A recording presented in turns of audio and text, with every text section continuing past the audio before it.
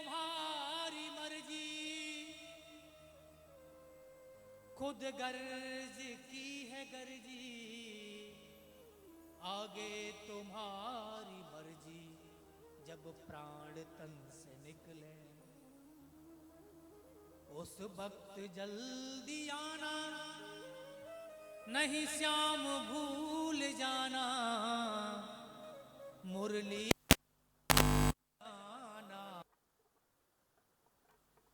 से निकले। प्रभु मुझे और कुछ नहीं चाहिए, और प्रभु आप एक बात बताइए, इससे अच्छी मृत्यु और क्या हो सकती है कि आप सामने खड़े हो, जीवन दे रहे हो। नहीं नहीं प्रभु, अब मैं जीना नहीं चाहता। और वास्तव में ऐसी मृत्यु कहां नसीब होती है? ऐसी मृत्यु नसीब हो जाए तो इससे और अच्छी बात क्या है? हमेशा श्री जी के चरणों में एक ही प्रार्थना करो, मरनो होई तो मैं मरूं, श्री राधे तेरे द्वार, कबहू तो लाडली देखेंगी, ये कौन पड़ो दरबार। और यदि उनको हमारी एक बार याद आ गई तो जीवन जीना तो क्या, मेरा तो मरना भी सफल हो जाएगा। इसलिए हमें कुछ चीजों की आवश्यकता है मरने के लिए, तो केवल जीने के लिए मत कमाओ। कहते हैं ना कि बुढ़ापे के लिए कुछ सेविंग करनी है, भैया कुछ मरने के लिए भी सेविंग कर लो। प्रेम से बोलो, क्योंकि जो धन तुमने इस संसार में यहाँ कमाया है, ये धन वहां चलने वाला नहीं है। तो जो धन वहां चलेगा वो भी कमाना है। सबके देखते देखते पितामह के शरीर से एक दिव्य ज्योति निकली और भगवान के श्री चरणों में विलीन हो गई। कहते हैं ये सायुज्य मुक्ति है, और इस मुक्ति को बड़े बड़े महर्षि प्राप्त नहीं कर सकते। जो मुक्ति प्रभु ने पितामह भीष्म जी को प्रदान की, क्यों? क्योंकि राज्य पाठ सब कुछ पितामह भूल गए, पितामह ने केवल प्रभु को याद रखा। और हम लोग क्या करते हैं कि भगवान को भूलते हैं और बाकी सब कुछ याद रखते हैं। इसीलिए भूलना संसार को है और याद करना प्रभु को है, लेकिन हमसे उल्टा होता है। हम संसार को याद करते हैं, भगवान को, लेकिन एक बड़ा सुंदर भाव है कि सब कुछ भूल जाओ, लेकिन श्री बिहारी जी को कभी मत भूलो। बिहारी जी को कभी मत भूलो। भूलो मत प्यारे,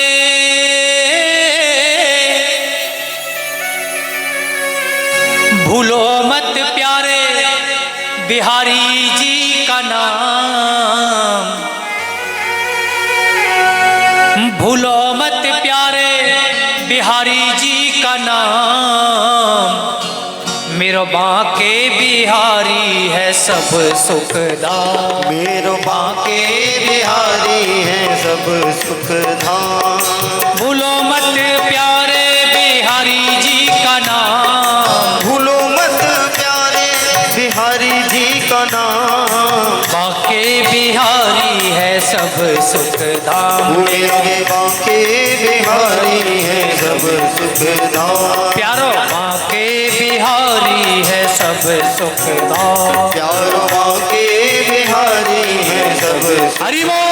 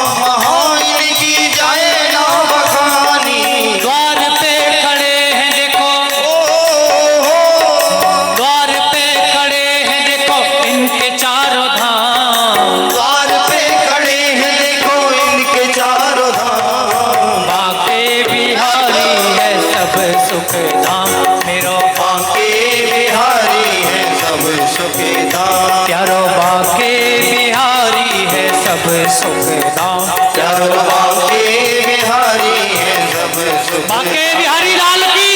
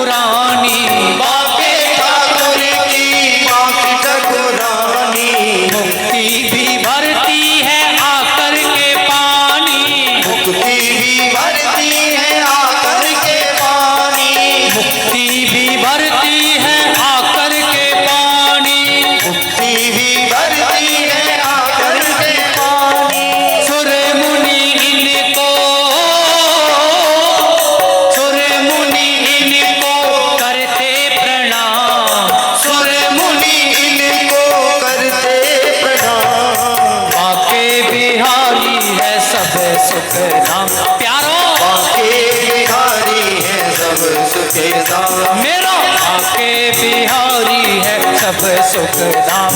मेरो बाके बिहारी है सब सुख दाम। लाडली लाल की।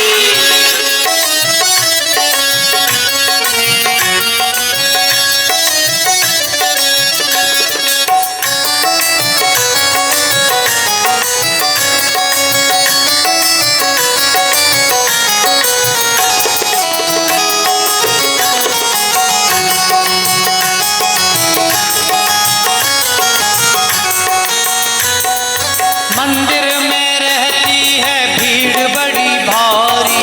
मंदिर में रहती है भीड़ बड़ी भारी। मंदिर में रहती है भीड़ बड़ी भारी। मंदिर में रहती है भीड़ बड़ी भारी। दर्शन को आते हैं लाखों नर नारी। दर्शन को आते हैं लाखों नर नारी। दर्शन को आते हैं लाखों नर नारी। दर्शन को आते हैं लाखों नर नारी। सेवक है इनकी सेवक है इनकी दुनिया तमाम। सेवक है इनकी दुनिया तमाम। बाके बिहारी है सब सुख दाम।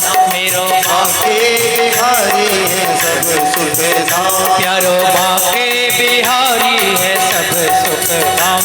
प्यारो बाके बिहारी है सब सुख दाम।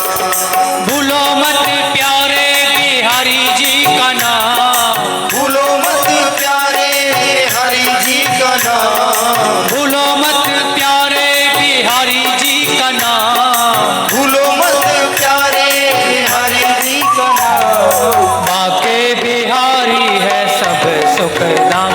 मेरो बाके बिहारी है सब सुख दाम। प्यारो बाके बिहारी है सब सुख दाम। प्यारो बाके बिहारी है सब सुख दाम। मेरो बाके बिहारी है सब सुख दाम। मेरो बाके बिहारी है सब सुख दाम। प्यारो बाके बिहारी है सब सुख धाम। प्यारो बाके बिहारी है सब सुख दाम। मेरो बाके बिहारी है सब सुख धाम। मेरो बाके बिहारी है सब सुख धाम। बोलो भक्त वत्सल भगवान की जय जय श्री राम। आज पितामह के पास से पांडवों को साथ में लेकर के भगवान हस्तिनापुर आए और आज भगवान पांडवों से विदा लेकर के अपनी द्वारिकापुरी जाना चाहते हैं। तो कुरुवंश की नारियों ने सुंदर भगवान के ऊपर पुष्प वृष्टि करके प्रभु की भावभीनी विदाई की। भगवान अर्जुन को साथ में लेकर के प्रसाद शिखरारूढ़ा कुरुनार्यो दिदृक्षया वृषभू कुसुमयी कृष्णम प्रेम ब्रीडा स्मितेक्षणा। आज भगवान जैसे ही अपनी द्वारिका में पधारे, द्वारिका में आकर सबसे पहले प्रभु अपने सेवकों से मिले और सेवकों से पूछा, भैया मेरी अनुपस्थिति में तुम्हें कोई परेशानी तो नहीं? भगवान सेवक कहते हैं, प्रभु आपके बिना केवल आपके दर्शन नहीं हो रहे थे, लेकिन और तो कोई परेशानी नहीं। आज भगवान ने कहा, अब मैं आ गया हूं। भगवान अपने माता पिता से मिले, अपने पत्नी और बच्चों सबसे मिले, सबसे कुशलता का समाचार पूछा। आज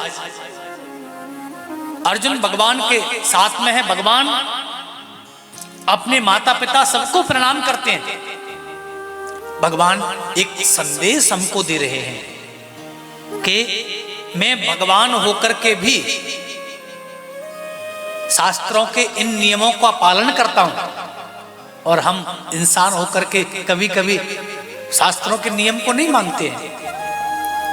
वास्तव में शास्त्रों की मर्यादा और शास्त्रों के अनुकूल जीवन जीने से जो लाभ मिलता है, वो लाभ तुमको स्वतंत्र जीवन जीने से नहीं मिलेगा। प्रेम से बोलो।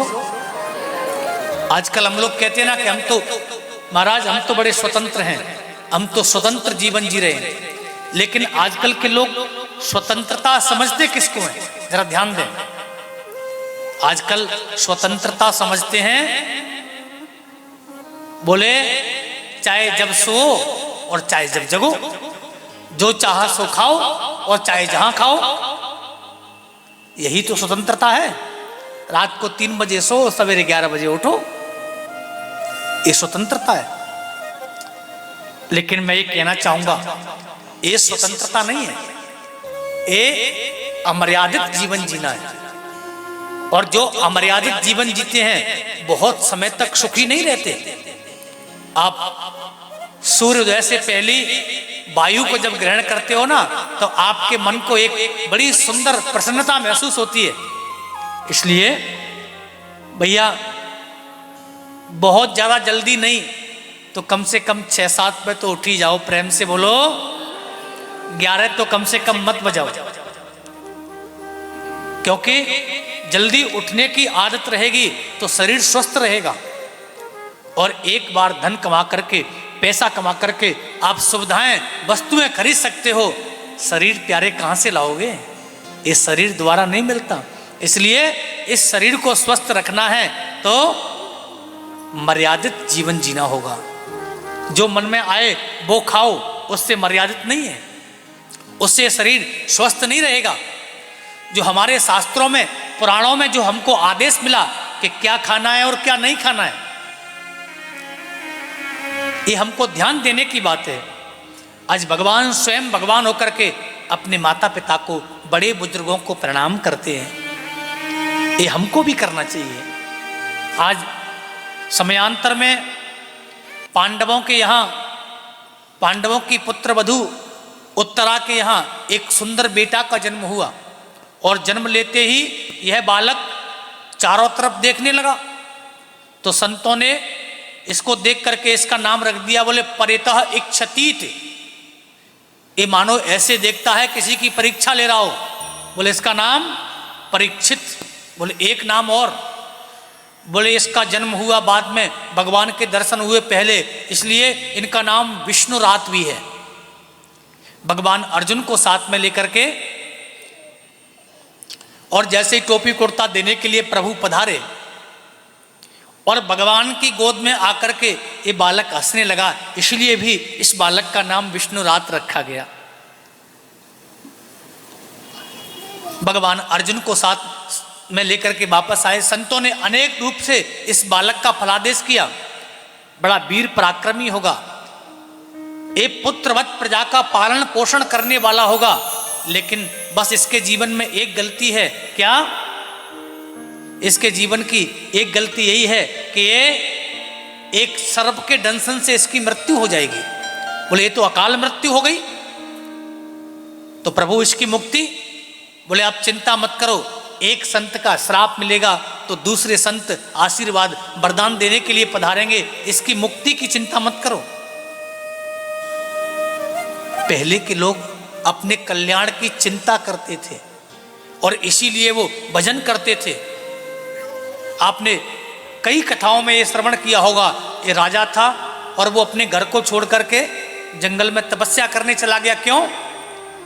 क्योंकि राजा भी जानता है इस सिंहासन पर बैठ करके मेरा कल्याण नहीं होगा, कल्याण तो मेरा भगवान के भजन से होगा। इसलिए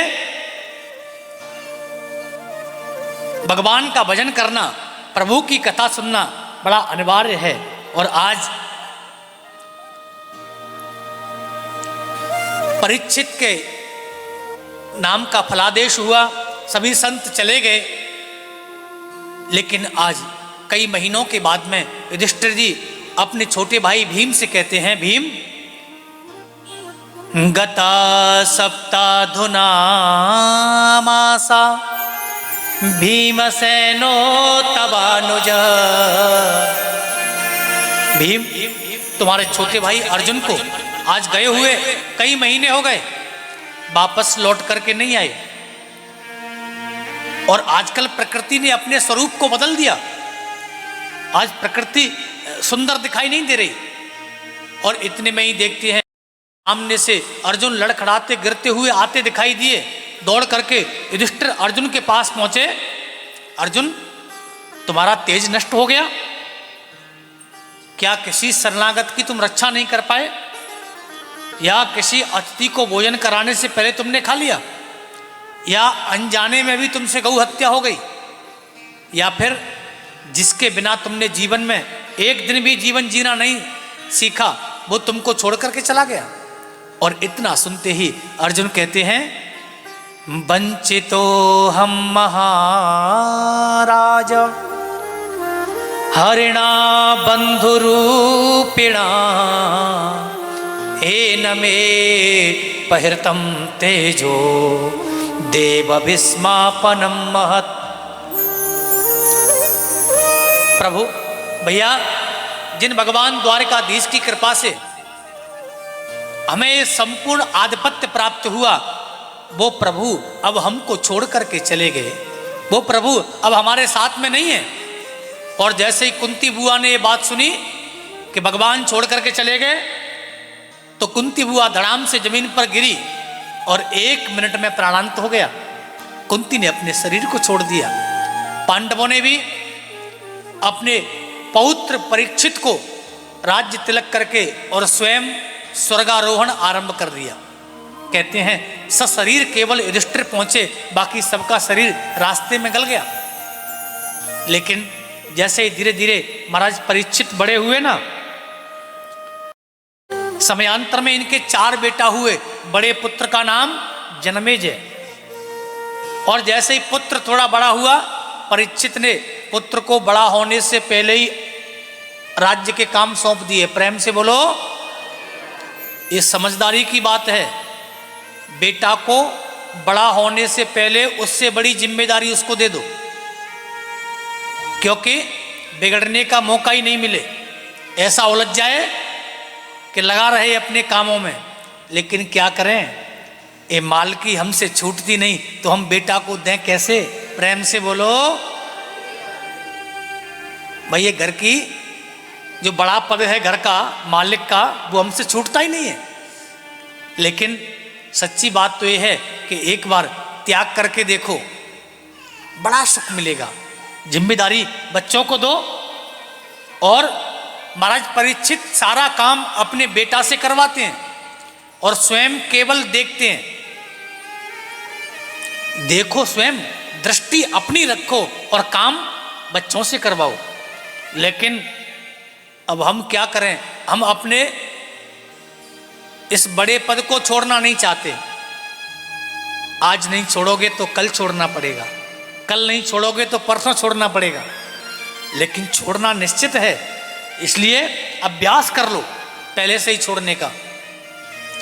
आज श्री सूत जी महाराज कहते हैं, ऋषियों महाराज परीक्षित अपने बच्चे को सारा कार्यभार दे करके और स्वयं संतों के आश्रम में जाकर के सत्संग करते हैं। और आज महाराज परीक्षित ने पहली बार अपने बाबाओं के खजाने को खोला और खजाने को खोल करके देखा तो उसमें सामने ही एक सोने का मुकुट दिखाई दिया और उस मुकुट को महाराज परीक्षित ने धारण कर लिया। उस मुकुट को पहनकर अश्व पर सवार होकर के जैसे ही शिकार खेलने के लिए निकले और आज दैव योग से महाराज परीक्षित शिकार खेलते खेलते थोड़ी दूर निकल गए। वहां दूर दृष्टि गई, एक दृश्य देखा, एक वृषभ, एक बैल खड़ा है और उस वृषभ के 3 पैर किसी ने काट दिए, चौथे पैर को एक काला कलूटा पुरुष काट रहा है। वहीं पर एक गाय खड़ी रुदन कर रही है। महाराज परीक्षित ने जब यह दृश्य देखा अपने घोड़े से नीचे कूद पड़े, तलवार निकाली। वह काला कलूटा पुरुष महाराज परीक्षित के चरण पकड़ लिए, राजन मैं आपकी शरण में हूं। तो महाराज परीक्षित को अपने बाबाओं की बात स्मरण आई कि शरण में शत्रु भी आवे तो उसको क्षमा कर देना। आज महाराज परीक्षित ने इस काले कलूटे पुरुष को क्षमा कर दिया। लेकिन महाराज परीक्षित कहते हैं, अरे भैया वृषभ, तुम देखने में बड़े बलशाली लगते हो, ये तुम्हारे पैर को काट रहा है, 3 पैर काट दिए, चौथा पैर भी कट रहा है, लेकिन तुम कुछ बोलते नहीं। और वृषभ ने कितनी सुंदर बात कही। वृषभ ने कहा, राजन मैं किसकी बात मानूं, आपकी बात मानूं, संसार के लोगों की बात मानूं, कर्मकांडियों की बात मानूं कि वेदांतियों की मानूं? कर्मकांडी तो कहते हैं को न काऊ सुख दुख कर दाता, निज कृत कर्म भोग सब भ्राता। मैंने ही कोई अपराध किया होगा, उसका फल मुझे मिल रहा है।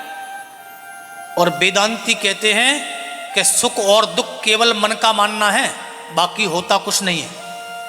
जैसे इस संसार में रोज मृत्यु होती है, इस संसार में लोग रोज मरते हैं, लेकिन क्या सबके लिए हम रोते हैं? नहीं। लेकिन जब वही घटना अपने नजदीक में घटती है तो हम रोते हैं। क्यों? इसका मतलब यही है कि हमारे मन ने जिसको अपना माना वही सुख है और जिसको अपना नहीं माना वही दुख है। सुख और दुख केवल मन की कल्पना है, वास्तव में होता कुछ नहीं है, ये वेदांती कहते हैं। जैसे मानो आपके सोफे पर 2 लोगों की बैठने की व्यवस्था है, अब जबरदस्ती आपके बीच में कोई आकर के तीसरा आदमी, आपका परिचित अपरिचित व्यक्ति जबरदस्ती आके बैठ जाए आपके बीच में, तो उसके बैठने से आपको कष्ट होगा कि नहीं? और कहीं कोई आपका परिचित आ जाए तो भले ही वो आपके ऊपर ही क्यों न बैठ जाए, लेकिन उसके बैठने से कष्ट नहीं होगा, सुख मिलेगा। क्यों? क्योंकि एक को हमने अपना माना है और एक को अपना नहीं माना है। परीक्षित जी कहते हैं, अरे भैया वृषभ, तुम ये बताओ तुम हो कौन? तब वृषभ ने कहा, राजन मैं धर्म हूं, मैं धर्मराज हूं, मैं धर्म हूं। और सतयुग में धर्म के 4 चरण होते हैं, सत्य, शौच, दया और दान। सतयुग गया, सत्य चला गया। त्रेता गया, शौच पवित्रता चली गई। द्वापर में दया चली गई। अब कलयुग में एक बचा, दान। ले दे करके दान बचा, और दान भी लोग करते हैं किसके लिए? बोले नाम के लिए। प्रेम से बोलो, दान धर्म के लिए नहीं, नाम के लिए, अपना नाम ऊंचा करने के लिए। हमने ये दान किया, हमने वो दान किया। इसलिए धर्म की वृद्धि कैसे होगी? आज इसलिए धीरे धीरे तीसरा पैर भी कट रहा है, चौथा पैर। लेकिन महाराज परीक्षित कहते हैं, अरे भैया वृषभ, ये आपके पास में जो गाय रुदन कर रही है, बोले पृथ्वी है। जब इस पृथ्वी के ऊपर पाप बढ़ता है तो पृथ्वी रोती है। बोले तुम चिंता मत करो, मेरे राज्य में तुम्हें कोई कष्ट नहीं होगा। और जैसे ही काले कलूटे पुरुष के पास में महाराज परीक्षित आए, परीक्षित जी ने कहा, तुम दूर चले जाओ मेरे राज्य से, मेरे राज्य में तुमको रहने का कोई अधिकार नहीं, तुम हो कौन? उस काले पुरुष ने कहा, राजन मैं कली हूं, मेरा नाम कलयुग है और अब मेरा समय आ गया है। राजन, आप अपने राज्य से दूर जाने की बात करते हो तो मैं आपको क्या बताऊं? नते गुणा के सयशोधराणा बद्धांजलिर्वै भयमस्ति किंचित। जहां दूर दूर तक मेरी दृष्टि जाती है केवल और केवल आपका ही राज्य है और कोई राज्य है नहीं, इसलिए मैं कहां जाकर के देखूं, कहां जाकर के रहूं? महाराज परीक्षित कहते हैं, चलो कोई बात नहीं, एक काम करो, हम तुमको 4 स्थान देते हैं। महाराज परीक्षित ने कलयुग को रहने के लिए 4 स्थान दिए। अब ध्यान से सुनो, कलयुग कहां कहां रहता है, प्रेम से बोलो। द्यूतम पानम स्त्रिया सोना यत्रा धर्मश्चतुर्विध। द्यूतम, जहां पर द्यूत क्रीड़ा होती है, जहां पर जुआ खेलने का काम होता है, वहां कलयुग का वास। और दूसरा स्थान महाराज परीक्षित ने 4 जगह दी। पानम, जहां पर पीने का काम होता है, वहां कलयुग का वास। प्रेम से बोलो। अब क्या पीने का काम, वो तो आप समझ जाइए, प्रेम से बोलो। स्त्रिया, जहां वैश्यावृत्ति होती है, वहां कलयुग का वास। सूना, जहां पर निर्दोष जीवों की हिंसा होती है, वहां पर कलयुग का वास। कलयुग ने विचार किया कि जैसे गंदे हम और वैसे ही गंदे 4 कमरे हमको मिल गए, लेकिन जब तक हमारा प्रभाव राजा के ऊपर नहीं होगा तब तक प्रजा के ऊपर कैसे होगा? महाराज परीक्षित, राजन, केवल अवगुण ही अवगुण नहीं है हमारे अंदर एक गुण भी है। बोले क्या गुण है? बोले हमारे अंदर एक गुण ऐसा है। कैसा? यह कलयुग कर परम प्रतापा मानस पुण्य होय नहीं पापा। मानस पुण्य होय नहीं पापा। बोले मन से भी सत्कर्म करोगे उसका फल मिलेगा और पाप कर्म करोगे उसका फल नहीं मिलेगा। ये कलयुग का गुण है। और इस गुण को सुनते ही महाराज परीक्षित कहते हैं कि जाओ, सोने में तुम्हारा वास। प्रेम से बोलो। सोने में तुम्हारा वास। जैसे ही परीक्षित जी ने बोला, कलयुग महाराज परीक्षित के सोने के मुकुट में प्रवेश कर गया। प्रेम से बोलो। लेकिन एक बात समझ में नहीं आई कि राजा परीक्षित ने कलयुग का वास सोने में किया और स्वयं भगवान गीता जी में कहते हैं कि धातु नाम अस्मि कांचनम, धातुओं में स्वर्ण मेरा रूप है। तो या तो सोना भगवान का रूप है या कलयुग का वास है। दो में से एक ही चीज हो सकती है ना, कि कलयुग और भगवान एक साथ तो रह नहीं सकते। तो संतों ने बड़ा सुंदर व्याख्यान किया। संत कहते हैं कि 2 नंबर के सोने में कलयुग का वास और 1 नंबर के सोने में भगवान का वास। प्रेम से बोलो। अब भैया अपने आप समझ लेना कैसा कैसा किसके पास है। तो बोले 2 नंबर। एक व्यक्ति तो बोला, बोले महाराज 1 नंबर वालों के पास सोना आएगा कहां से? उसके पास सोना कैसे आ सकता है? लेकिन गोस्वामी तुलसीदास जी ने 2 नंबर के सोने को 1 नंबर में करने का बड़ा सुंदर उपाय बताया और उसमें कुछ लगेगा नहीं आपका। पहले तो कहा कि यदि आपका मन बने तो जो भी 2 नंबर का आपको प्राप्त है उसमें से कुछ हिस्सा धर्म के लिए खर्च करो, धर्म में लगाओ। और जो भी सोना तुमको 2 नंबर का मिला है उसके जब आभूषण बनेंगे ना तो क्या करोगे? तुम ही निवेदित भोजन करही प्रभु प्रसाद पट भूषण धरहि। बोले जो भी आभूषण हैं सोने के पहले भगवान को अर्पण करो और भगवान को पहना करके और प्रभु का प्रसाद मान करके स्वयं ग्रहण करो। जब भगवान का प्रसाद मान करके ग्रहण करोगे ना तो फिर उसमें कलयुग का वास नहीं, फिर उसमें भगवान का वास हो जाएगा। प्रेम से बोलो। और आज महाराज परीक्षित जी ने सोने का मुकुट पहन रखा था और जैसे ही आगे की ओर बढ़े समीक ऋषि के आश्रम पर पहुंचे, कलयुग ने मस्तक में प्रवेश किया और कलयुग के प्रभाव से महाराज परीक्षित को भूख प्यास लगने लगी। समीक ऋषि से कहते हैं, ऋषिवर हम भूखे हैं, प्यासे हैं, हमको भोजन दो, जल दो। लेकिन अब समीक ऋषि तो समाधि में बैठे थे। जब महाराज परीक्षित को भोजन और जल नहीं मिला तो वहीं पर एक मरा हुआ सर्प पड़ा था, बाण से उसको उठा करके और ऋषि के गले में डाल दिए। अपने घर वापस लौट करके आए और इस दृश्य को छोटे छोटे ऋषि पुत्र देख रहे थे।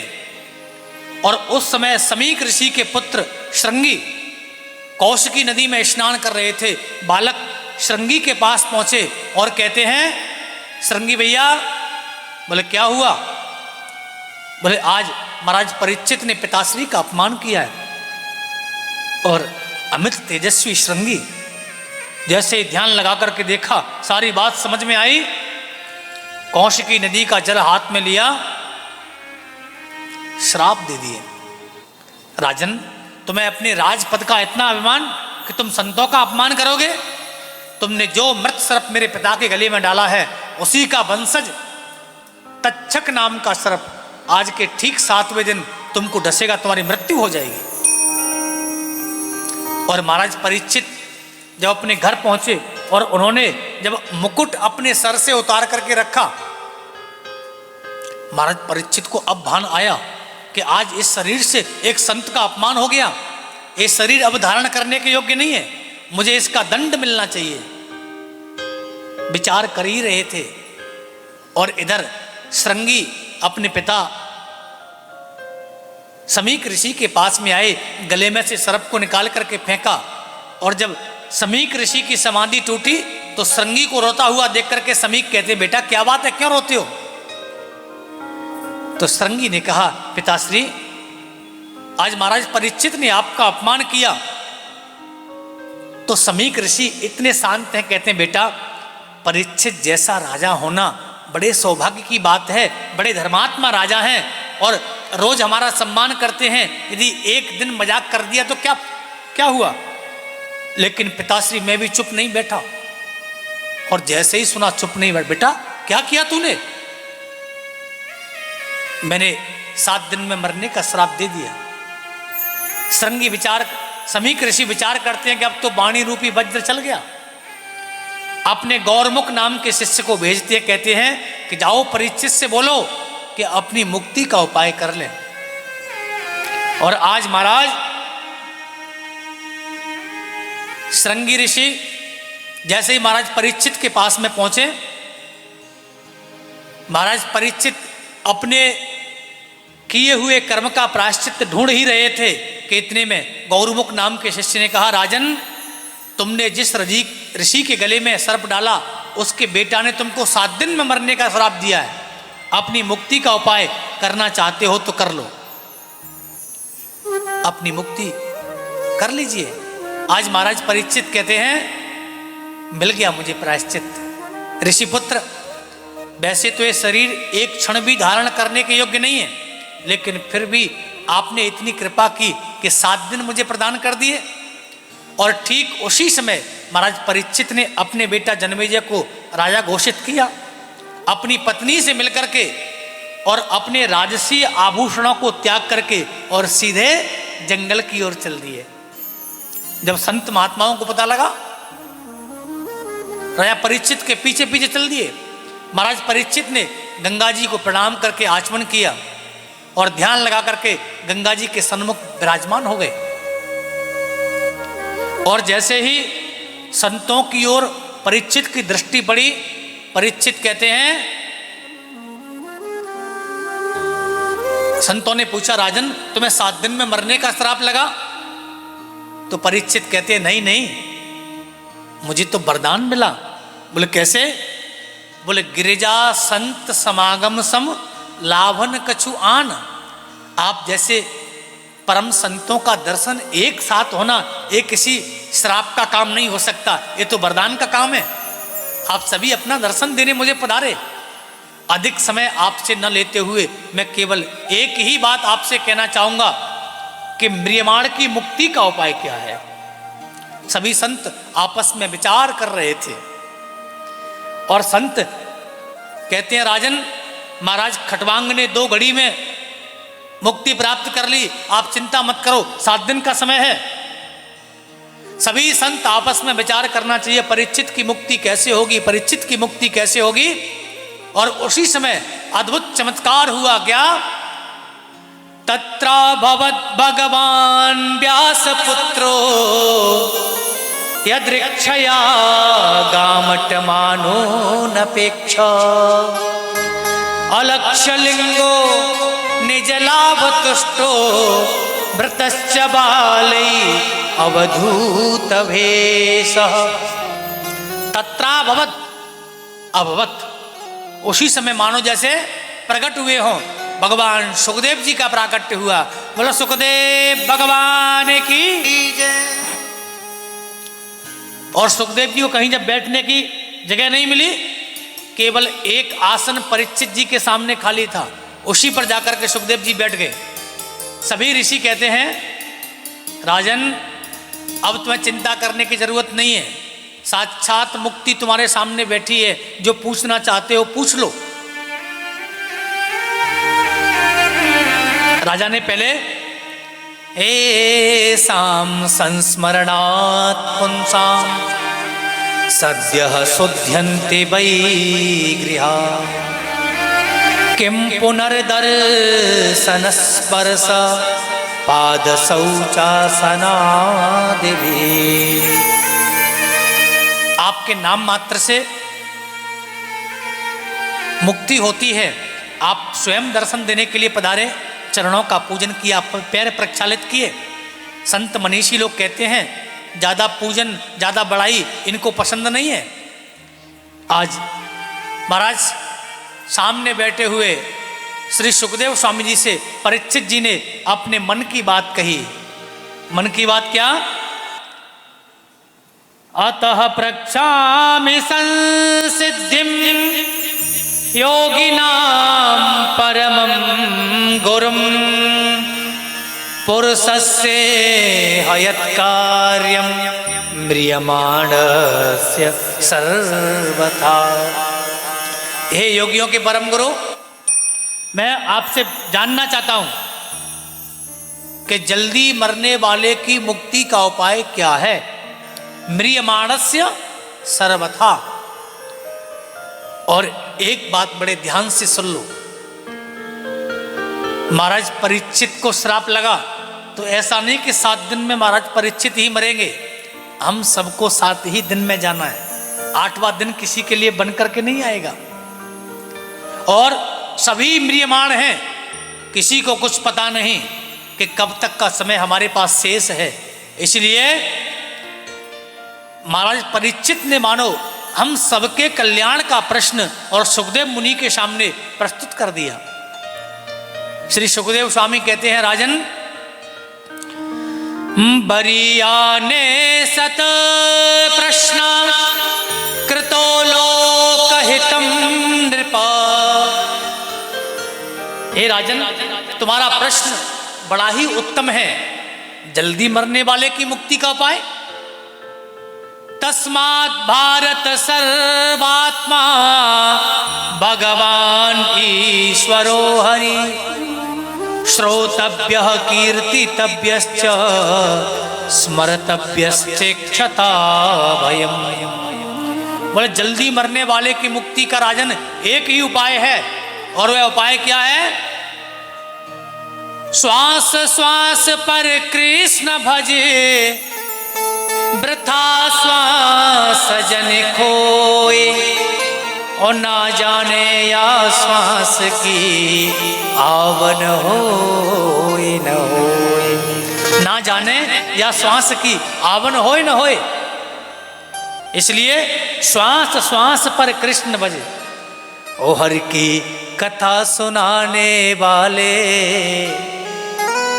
बड़ी सुंदर बात कहते हैं।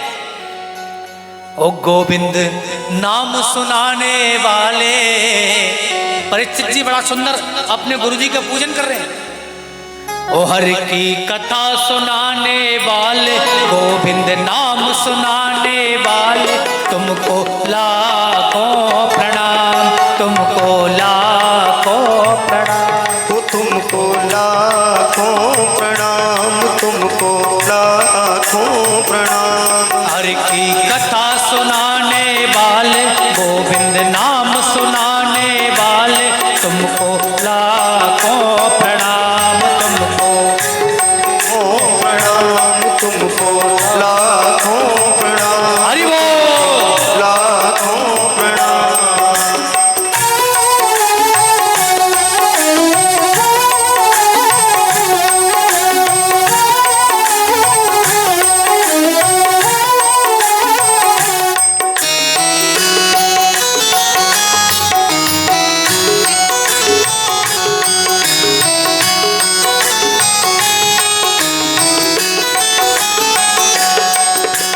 ढूंढ रहे थे वन में, बल खो बैठे थे तन में। हम ढूंढ रहे थे वन में, बल खो बैठे थे मन में। हम ढूंढ रहे थे वन में, बल खो बैठे थे तन में। हम ढूंढ रहे थे वन में, बल खो बैठे थे मन में। ओ राह दिखाने वाले, आहा कृष्ण मिलाने वाले, तुमको लाखों प्रणाम, तुमको लाखों प्रणाम, तुमको लाखों प्रणाम, तुमको लाखों प्रणाम। हर की कथा सुनाने वाले, गोविंद नाम सुनाने वाले, तुमको लाखों प्रणाम, तुमको लाखों प्रणाम। तुमको लाखों प्रणाम, तुमको हरि लाखों बोल। प्रणाम।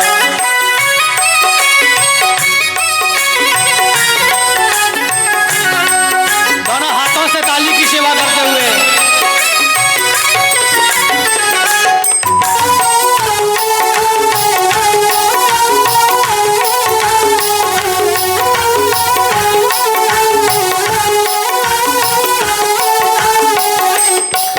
हम लेकर विष का प्याला, जा रहे थे यम के काला। हम लेकर विष का प्याला, जा रहे थे यम के गाला। हम लेकर विष का प्याला, जा रहे थे यम के काला। हम लेकर विष का प्याला, जा रहे थे यम के गाला। ओ सुधा पिलाने वाले, आहा सुधा पिलाने वाले, तुमको लाखों प्रणाम, तुमको लाखों प्रणाम, तुमको लाखों प्रणाम, तुमको लाखों। हरि बोल।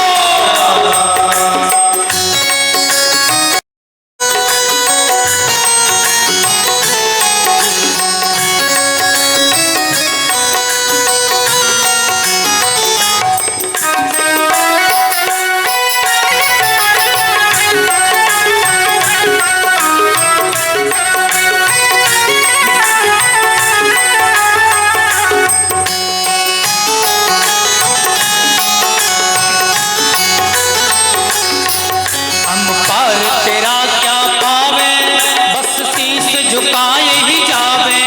हम पार तेरा क्या पावे, बस शीश झुकाए ही गावे। हम पार तेरा क्या पावे, बस शीश झुकाए ही जावे। हम पार तेरा क्या पावे, बस शीश झुकाए ही गावे। ओ प्रेम लुटाने वाले, आहा प्रेम लुटाने वाले, तुमको लाखों प्रणाम, तुमको लाखों प्रणाम, तुमको तुमको लाखों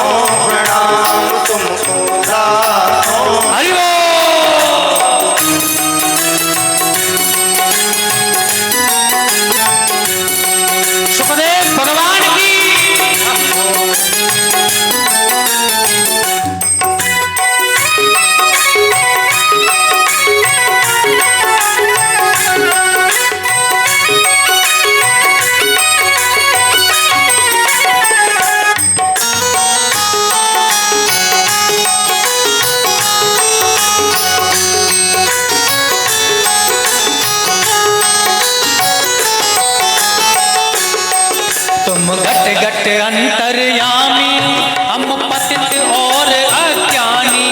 तुम घट घट अंतर्यामी हम पतित और अज्ञानी। तुम घट घट अंतर्यामी हम पतित और अज्ञानी। तुम घट घट अंतर्यामी हम पतित और अज्ञानी। ओ कृष्ण मिलाने वाले, हाँ कृष्ण मिलाने वाले, तुमको लाखों प्रणाम, तुमको लाखों प्रणाम, तुमको लाखों प्रणाम, तुमको लाखों प्रणाम। हरि की कथा सुनाने वाले, गोविंद नाम सुनाने वाले, हरि की कथा सुनाने वाले, गोविंद नाम सुनाने वाले। तुमको लाखों प्रणाम, तुमको लाखों प्रणाम, तुमको लाखों प्रणाम, तुमको लाखों प्रणाम। हरि की कथा सुनाने वाले, गोविंद नाम सुनाने वाले, हरि की कथा सुनाने वाले, गोविंद नाम सुनाने वाले। तुमको लाखों प्रणाम, तुमको लाखों प्रणाम, तुमको लाखों प्रणाम, तुमको लाखों प्रणाम।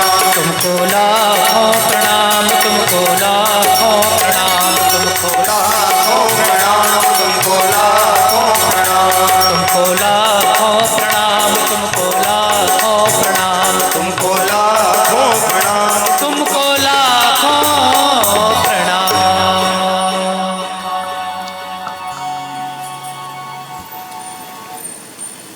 म्रियमाणस्य सर्वथा, जल्दी मरने वाले की मुक्ति का उपाय क्या है? तो सुखदेव स्वामी कहते हैं, राजन कि जल्दी मरने वाले की मुक्ति का उपाय एक ही है कि प्रत्येक स्थिति, प्रत्येक क्षण, प्रत्येक श्वास पर केवल भगवान के नाम का आना। राजन, कर से कर्म करऊं विधि नाना, और मन राखो जहां कृपा निधाना। हमारा मन भगवान के चरणों का दास बन जाए, प्रत्येक क्षण हमारा मन प्रभु में लगा रहे। परीक्षित जी कहते हैं, गुरुदेव मैं पूजा करने के लिए बैठा, आपने मुझसे कहा जल चढ़ाओ, मैंने चढ़ाया। आपने कहा कलावा चढ़ाओ, मैंने चढ़ाया। आपने कहा भोग लगाओ, मैंने लगाया। आपने कहा आरती करो, मैंने की। लेकिन आप कहते हो मन को चढ़ाओ। अबे मन तो मेरे बस में नहीं है, और जो चीज मेरे बस में नहीं है उसको मैं चढ़ाऊं कैसे, आपको दूं कैसे, भगवान में लगाऊं कैसे? मन तो मेरे बस में नहीं है। तो सुखदेव स्वामी जी ने मन को बस में करने के 4 उपाय बताए।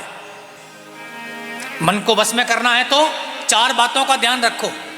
कौन कौन सी? जितासनो जित श्वासो जित संगो जितेन्द्रिया स्थूले भगवतो रूपे मनः संधार धिया। जितासनो, अपने आसन को जीतो। एक आसन पर अधिक देर बैठने का अभ्यास करो।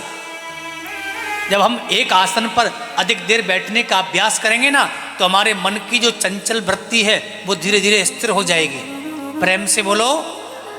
लेकिन आजकल तो आसन पर बैठने की परंपरा धीरे धीरे चली जा रही है, और इस परंपरा के जाने से ही एक बीमारी आ रही है, घुटनों के दर्द वाली।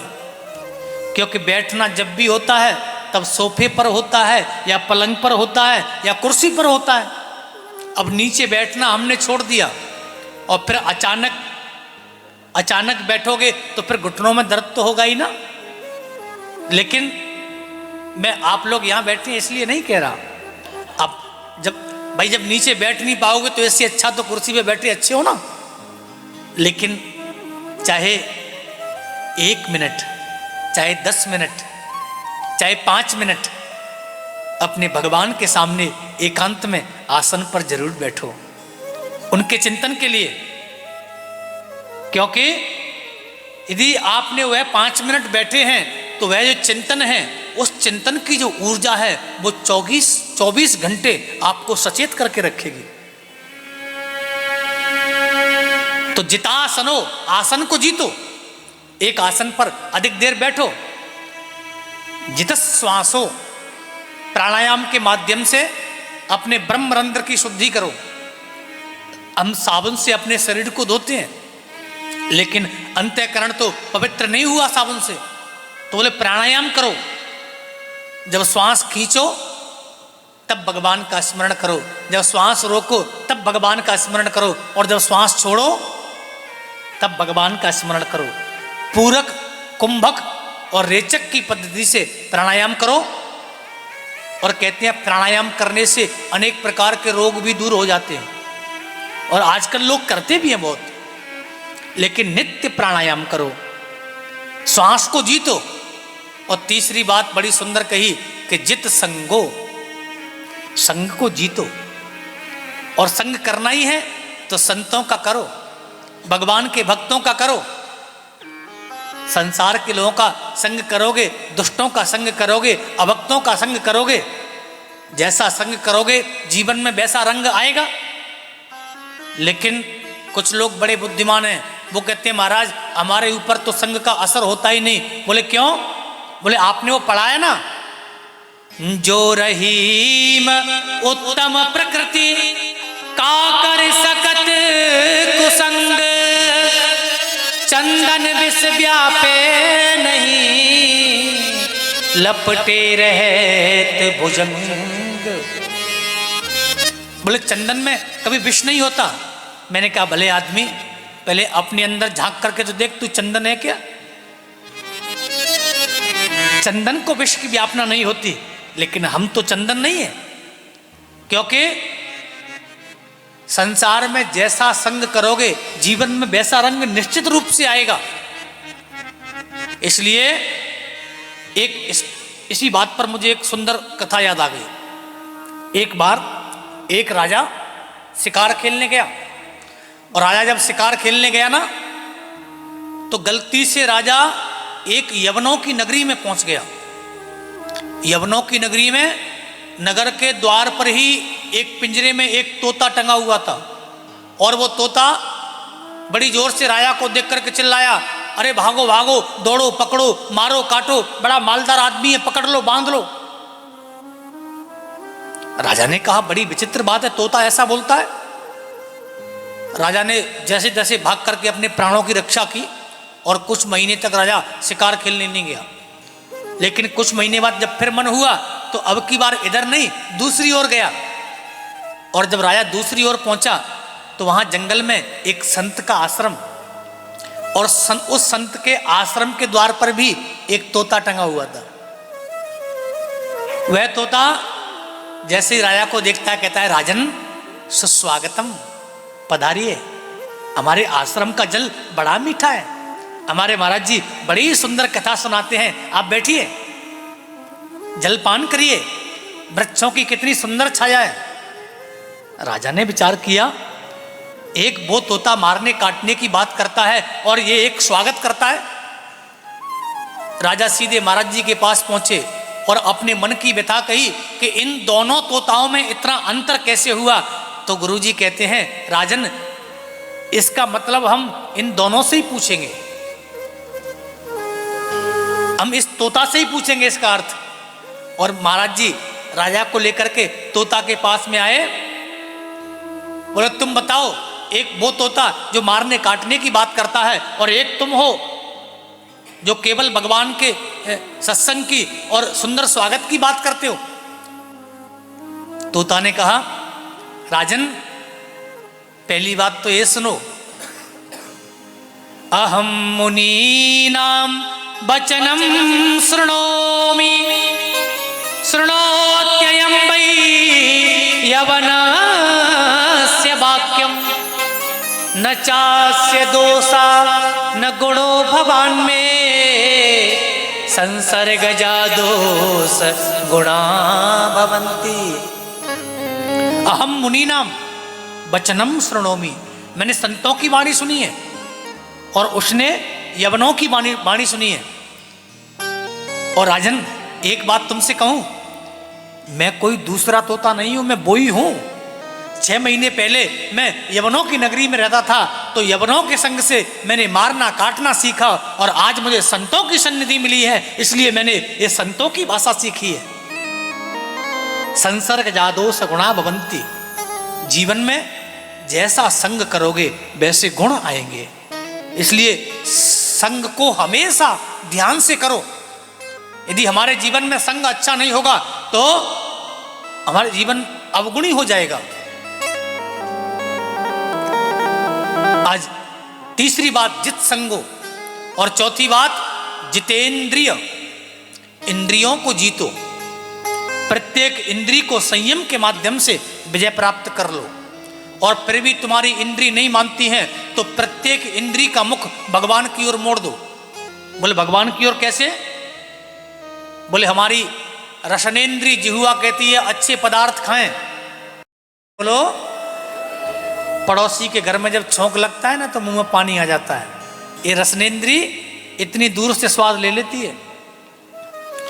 तो हमारी रसनेन्द्री जिह्वा कहती है कि हम अच्छे पदार्थ खाएं, तो कौन मना करता है? खाओ ना, लेकिन अपने घर में सुंदर पदार्थ बनाओ, भगवान का भोग लगाओ और उसके बाद आनंद से पाओ।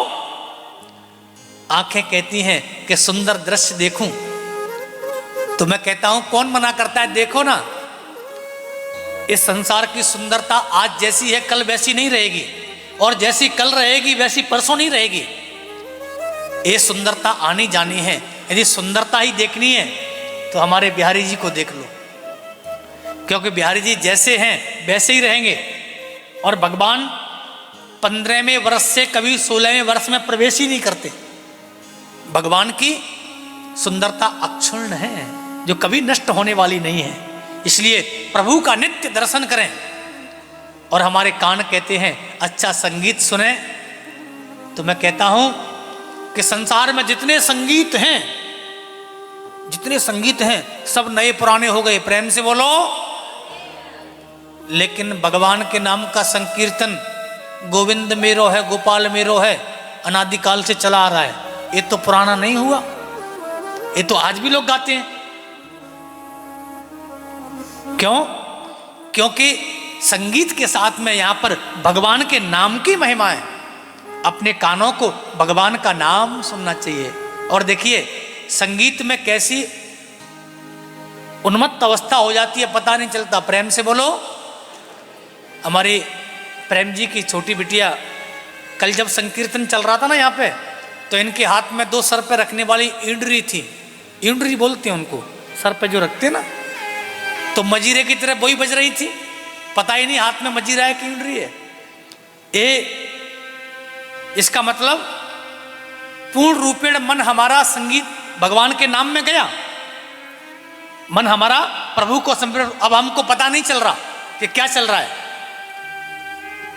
यही अवस्था जब होती है ना, तब भगवान की दिव्य कृपा होती है। इसलिए कानों को भगवान के नाम को सुनाओ, आंखों से प्रभु का दर्शन करो, और मुख में भगवान की प्रसादी पाओ। अपनी प्रत्येक इंद्री का संबंध ईश्वर से जोड़ दो। जीवन को संयमित बनाओ राजन, तब जाकर के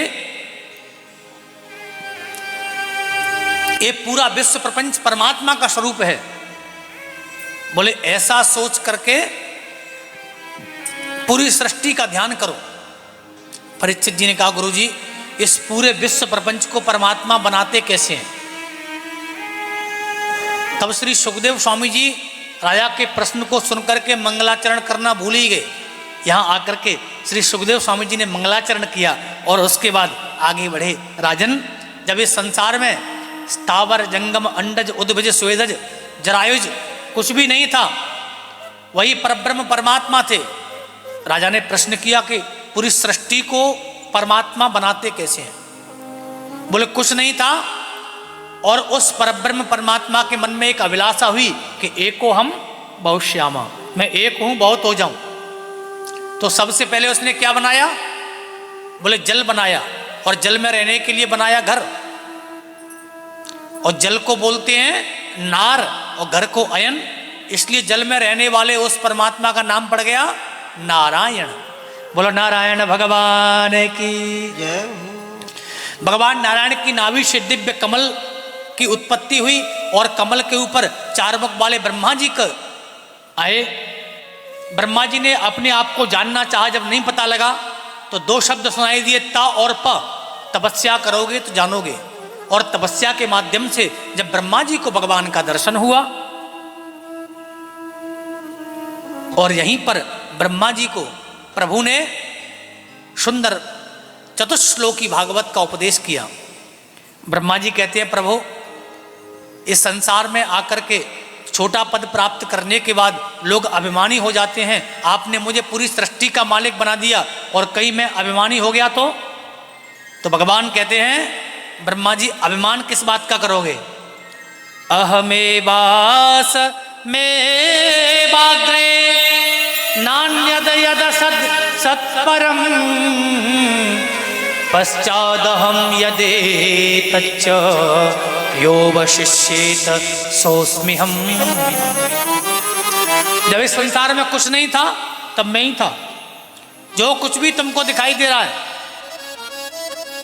ये सब मेरी वजह से सत्य है, और जब कुछ नहीं बचेगा तब मैं ही शेष बचूंगा। जब तुम्हारा कुछ है ही नहीं तो अभिमान किस बात का? चींटी से लेकर के हाथी पर्यंत परमात्मा की सत्ता है। यथा महंति भूतानि भूतेषु च वचेष्वनु प्रविष्टान्य प्रविष्टानि तथा तेषु तेष्वहम्। पंच तत्वों के माध्यम से इस छित जल पावक गगन समीर ये सब भगवान के हैं। इन सब की रचना प्रभु ने की है। परीक्षित जी कहते हैं, गुरु जी इसका मतलब भगवान को प्राप्त करने के लिए बहुत बड़े भारी ज्ञान की आवश्यकता पड़ती होगी। बोले नहीं नहीं, भगवान की प्राप्ति के लिए बहुत बड़े ज्ञान की आवश्यकता नहीं पड़ती। व्याधस्या चरणं च वयो विद्या गजेन्द्रस्य का जातिर्विदुरस्य यादवपते उग्रस्य किं पौरुषम। कुब्जाया किम तत्र रूपमधिकं किं तत्सुदाम्नोद्धनं भक्त्या तुष्यति केवलं परमया भक्ति प्रियो माधव। बोले भगवान की प्राप्ति के लिए बहुत बड़े भारी ज्ञान की आवश्यकता नहीं है। यदि ज्ञान की आवश्यकता होती तो विद्या गजेंद्रस्य का, गजराज के पास कौन सी विद्या? तो बोले तो सुंदरता की जरूरत पड़ती होगी। बोले नहीं, कुब्जाया किम तत्र रूपम अधिकम। 3 जगह से टेढ़ी त्रिवक्रा कुब्जा को भगवान मिल गए। तो बोले भगवान की प्राप्ति के लिए ऊंची जाति में जन्म लेने की जरूरत पड़ती होगी। बोले का जातिर विदुरस्य यादव पते। बोले विदुर तो दासी के बेटा थे, लेकिन भगवान की कृपा तो बोले बहुत धनवान होने की जरूरत पड़ती होगी। बोले किम तत् सुदाम नोद्धनम। सुदामा जी के पास तो कुछ धन था ही नहीं, लेकिन हां भक्त्या तुष्यति केवलम परमया भक्ति प्रियो माधव। भगवान भक्ति के प्रिय हैं। भगवान जो प्रभु को प्रेम से भजता है भगवान उसी के हो जाते हैं। इस बात का हमेशा ध्यान रखो कि संसार में जितना कपट करना है उतना कर लो, लेकिन भगवान से कभी कपट मत करो। भगवान से कपट करोगे तो पछताना पड़ेगा। सच्चा प्रेम ईश्वर से रखो, और जितना भी तुम्हें और करना है संसार से खूब करो, कौन मना करता है। लेकिन भगवान से हम कपट कर लेते हैं, और जब हम कपट करते हैं, एक बड़ी सुंदर कथा है। पन्ना मध्य प्रदेश में एक जगह है पन्ना, और पन्ना में एक भक्त रहते थे जिनका नाम हिम्मत दास। हिम्मत दास जी की पत्नी, प्रेम कपट का नहीं होना चाहिए, ध्यान दीजिए। हिम्मत दास जी की पत्नी भी भक्त और हिम्मत दास भी भक्त। एक दिन इनके घर में अतिथि आए, कुछ भोजन करने को नहीं, हिम्मत दास जी के यहाँ। तो हिम्मत दास जी भक्त तो हैं ही, लेकिन पत्नी कितनी परम भक्त है। आज हिम्मत दास जी ने की पत्नी ने अपने नाक की नथ उतार कर करके और अपने स्वामी को दी कि जाओ बनिया के यहाँ इसको रख करके और इससे कुछ पैसा मिले तो संतों के भोजन की व्यवस्था करो। हिम्मत दास जी गए और उस नथ को गिरवी रखा साहूकार के यहाँ, वहाँ से पैसा लिए, सामान लिए और संतों के लिए बड़ी सुंदर भोजन की सामग्री लेकर के आए। भोजन बना, भगवान का भोग लगा, संकीर्तन सत्संग हुआ। प्रातःकाल होते ही संत लोग चले गए। हिम्मत दास जी का रोज का नियम था, ये पन्ना जाकर के गोविंद देव जी का दर्शन करते थे। और एक दिन हिम्मत दास जी महाराज, आज हिम्मत दास जी संतों को विदा करके कहते हैं अब मैं भी जरा गोविंद देव जी के दर्शन करने जाऊं। नदी में स्नान करके हिम्मत दास जी जैसे गोविंद देव जी के लिए बढ़े और इधर गोविंद देव जी की लीला देखिए।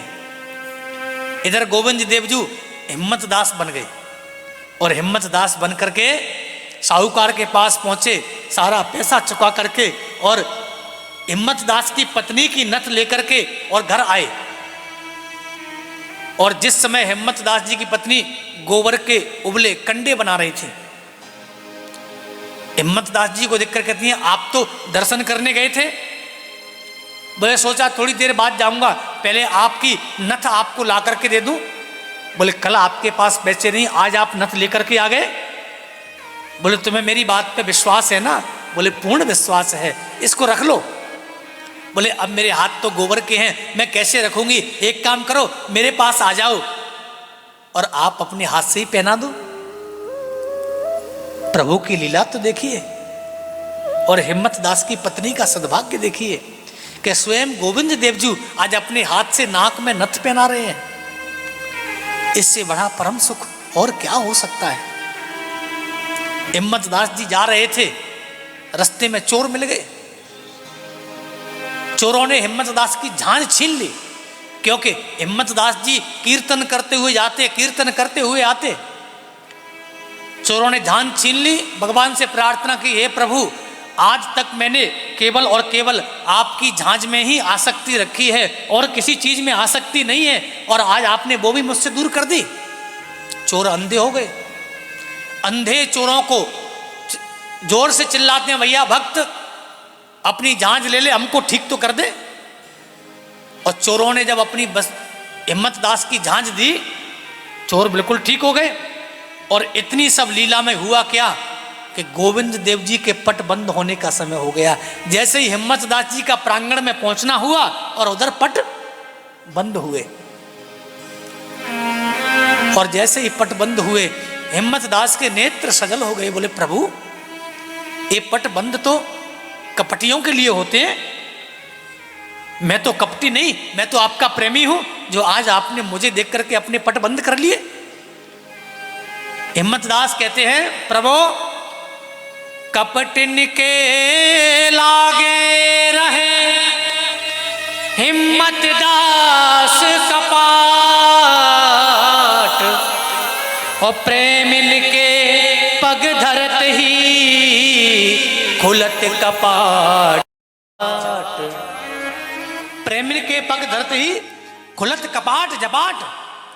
और जैसे ये शब्द हिम्मत दास जी ने कहा, आज गोविंद देव जी के पट खुले, और केवल पट ही नहीं खुले, स्वयं गोविंद देव जी आज अपने मंदिर से बाहर आ गए। गोविंद देव जी की प्रतिमा आकर के देहली पर बैठ गई। दौड़ करके हिम्मत दास जी ने अंक में भर लिया। राजा आए, राजा ने कहा हिम्मत दास तुम हमारे राज पुरोहित बन जाओ। हिम्मत दास कहते हैं अब मुझे किसी और की पुरोहिताई नहीं करनी है, अब तो मैंने गोविंद देव जी को अपना मान लिया है। और घर जाकर के जब पहुंचे देखा, बोले तुम्हारी नथ? बोले आप ही तो लेकर के आए हो और पूछते हो इसी के बारे में। हिम्मत दास समझ गए, बोले हे गोविंद देव जी ये आपकी लीला है, ये किसी और की लीला नहीं। हिम्मत दास कहते हैं कि आपने मेरी पत्नी को दर्शन दे दिया, मेरी पत्नी को आपका स्पर्श सुख प्राप्त हुआ और आपने मुझे नहीं दिया। हिम्मत दास रोने लगे, भगवान को पुकारते हैं दर्शन दो, दर्शन दो, दर्शन दो दीनानाथ, मैं भी तो तेरा हूँ स्वामी, दीन बंधु और अंतर्यामी।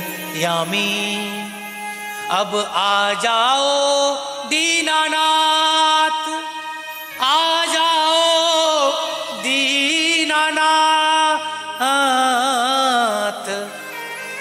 आ जाओ हे दीनानाथ। आज हिम्मत दास जी की पत्नी को और हिम्मत दास जी को उन्हीं के आंगन में गोविंद देव जी ने खड़े होकर के दर्शन दिए। बोल राधा गोविंद भगवान की जय। भगवान से जो भक्ति करनी है वो कपट वाली भक्ति नहीं करनी है। भगवान से जो भक्ति करनी है वह भक्ति निष्कपट होनी चाहिए, निश्चल होनी चाहिए। जब आपकी भक्ति निष्कपट होगी तो आपके मन को शांति मिलेगी, आपको भगवान की प्राप्ति होगी। इसलिए संसार से चाहे जितना कपट करो कोई फर्क नहीं पड़ता, लेकिन जिससे नहीं करना है उससे बिल्कुल नहीं करना है। उसके सामने 100% ईमान से जीवन जियो। सुखदेव स्वामी कहते हैं, राजन का जातिर विदुर से यादव पते। दासी के पुत्र विदुर कैसी भगवान की भक्ति की कि भक्त भगवान को याद करे, ये कोई बहुत बड़ी बात नहीं। लेकिन विदुर जी की भक्ति तो देखिए, जब भगवान अपने स्वधाम जा रहे थे और स्वधाम जाते समय भगवान ने उद्धव जी से एक ही बात कही, उद्धव तुम्हें मेरा भक्त कहीं विदुर मिले तो मेरा समाचार अवश्य देना। भगवान ने अपने परिवार में से किसी को स्मरण नहीं किया, केवल विदुर जी को स्मरण किया। एक कौन सी भक्ति विदुर जी ने की? बोले मैं सुनना चाहता हूं, विस्तार पूर्वक श्रवण कराएं। सुखदेव स्वामी कहते हैं, राजन यदि विस्तार पूर्वक सुनना है तो कल ठीक समय पर आप यहीं पर पधारें। प्रेम से बोलो, एक बार जोर से बोलो।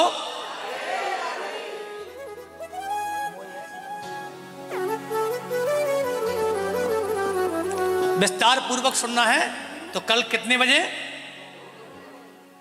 अब जो 4:30-5 बजे आए वो थोड़ी कहेंगे कि हम 2 बजे आ जाएंगे। लेकिन एक प्रार्थना करते हुए बस, मुझे ऐसी लगन तू लगा दे, मुझे ऐसी लगन तू लगा दे, मैं तेरे बिना पल ना रहूं। मुझे ऐसी लगन तू लगा दे, मैं तेरे बिना पल ना रहूं। दिल में प्यार वाला दीप जला दे, मैं तेरे बिना पल ना रहूं। दिल में प्यार वाला दीप जला दे, मैं तेरे बिना पल ना रहूं। मैं तेरे बिना पल ना रहूं। मैं तेरे बिना पल ना रहूं। मैं तेरे बिना पल ना रहूं। मैं तेरे बिना पल ना रहूं। मुझे ऐसी लगन तू लगा दे, मैं तेरे बिना पल ना रहूं। मुझे ऐसी लगन ऐसे नहीं, दोनों हाथों से ताली बजाते हुए, मस्ती में झूमते हुए, हरि बोल।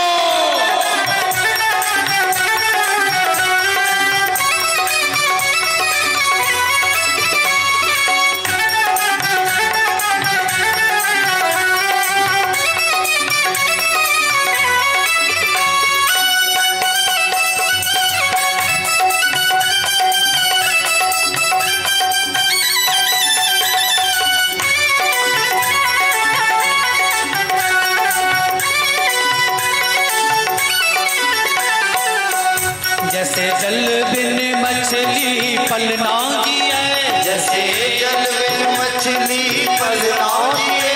जैसे जल बिन मछली पलना जिए, जैसे जल बिन मछली पलना जिए। जैसे घड़ी घड़ी तड़पूं मैं तेरे लिए, वैसे घड़ी घड़ी तड़पूं मैं तेरे लिए। वैसे घड़ी घड़ी तड़पूं मैं तेरे लिए, वैसे घड़ी घड़ी तड़पूं मैं तेरे लिए।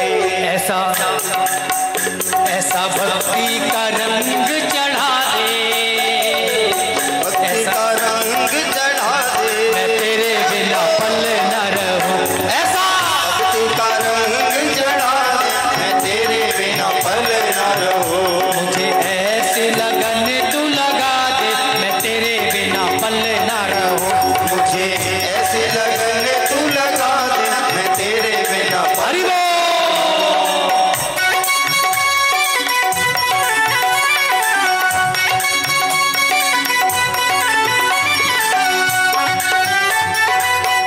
जय हो।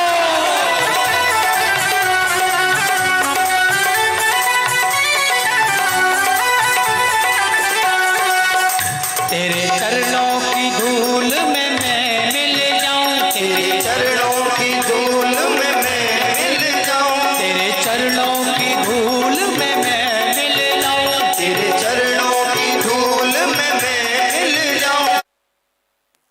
मैं तेरे बिना पल न रहूं। मुझे ऐसी लगन तू लगा दे, मैं तेरे बिना पल न रहूं। मुझे ऐसी लगन तू लगा दे, मैं तेरे बिना पल न रहूं। तेरे चरणों की धूल में मैं मिल जाऊं, तेरे चरणों की धूल में मैं मिल जाऊं। अब आशा यही है कहीं दूर न जाऊं। अब आशा यही है कहीं दूर न जाऊं। ऐसा प्रेम का रंग बरसा दे, ऐसा प्रेम का रंग बरसा दे, मैं तेरे बिना पल न रहूं। ऐसा प्रेम का रंग बरसा दे, मैं तेरे बिना पल न रहूं। मुझे ऐसी लगन तू लगा दे, मैं तेरे बिना पल न रहूं। मुझे ऐसी लगन तू लगा दे, मैं तेरे बिना पल न रहूं। मैं तेरे बिना पल न रहूं। मैं तेरे बिना पल न रहूं। मैं तेरे बिना पल न रहूं। मैं तेरे बिना पल न रहूं। मुझे ऐसी लगन तू लगा दे, मैं तेरे बिना पल न रहूं। मुझे ऐसी लगन तू लगा दे, हरि बोल। बिना पल न रहूं।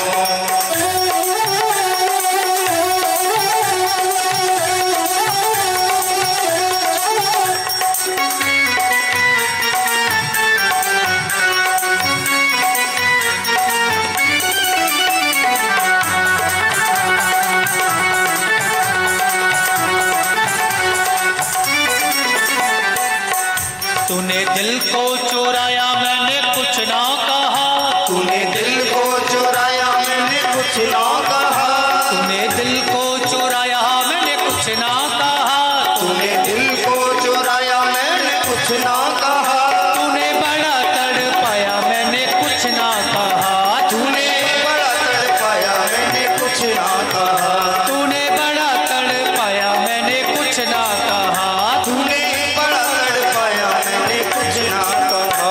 मुझे वृंदावन तू बसा दे, वृंदावन तू बसा दे, मैं तेरे बिना पल न रहूं। मुझे वृंदावन तू बसा दे, मैं तेरे बिना पल न रहूं। मुझे ऐसी लगन तू लगा दे, मैं तेरे बिना पल न रहूं। मुझे ऐसी लगन तू लगा दे, मैं तेरे बिना पल न रहूं। मुझे ऐसी लगन तू लगा दे, मैं तेरे बिना पल न रहूं। मुझे ऐसी लगन तू लगा दे, मैं तेरे बिना पल न रहूं। मैं तेरे बिना पल न रहूं। मैं तेरे बिना पल न रहूं। मैं तेरे बिना पल न रहूं। मैं तेरे बिना पल न रहूं। मैं तेरे बिना पल न रहूं। मैं तेरे बिना पल न रहूं। मैं तेरे बिना पल न रहूं। मैं तेरे बिना पल न रहूं। मैं तेरे बिना पल न रहूं। मैं तेरे बिना पल न रहूं। मैं तेरे बिना पल न रहूं। बोलो भक्त वत्सल भगवान की जय। श्री बांके बिहारी लाल की।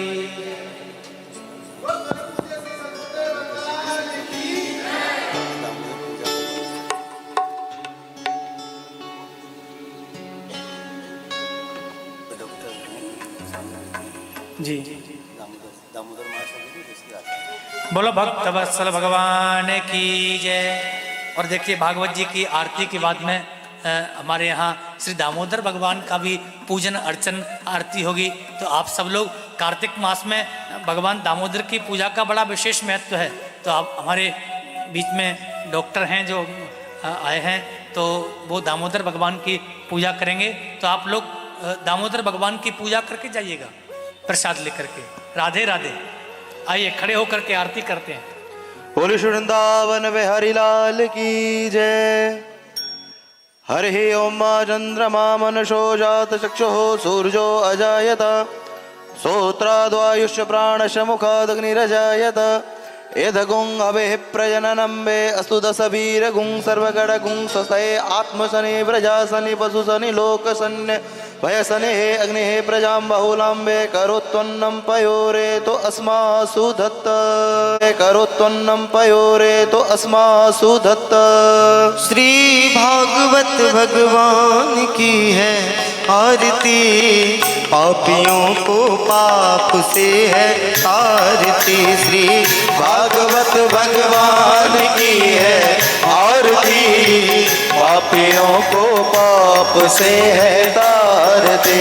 ये अमर ग्रंथ ये मुक्ति पंथ, ये अमर ग्रंथ ये मुक्ति पंथ, ये अमर ग्रंथ ये मुक्ति पंथ, ये अमर ग्रंथ ये मुक्ति पंथ। ये पंचम वेद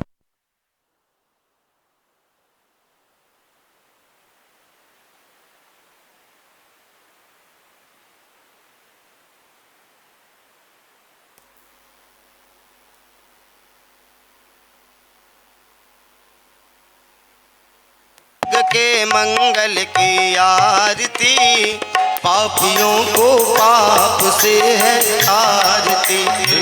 भागवत भगवान की है आरती, पापियों को पाप से है तारती।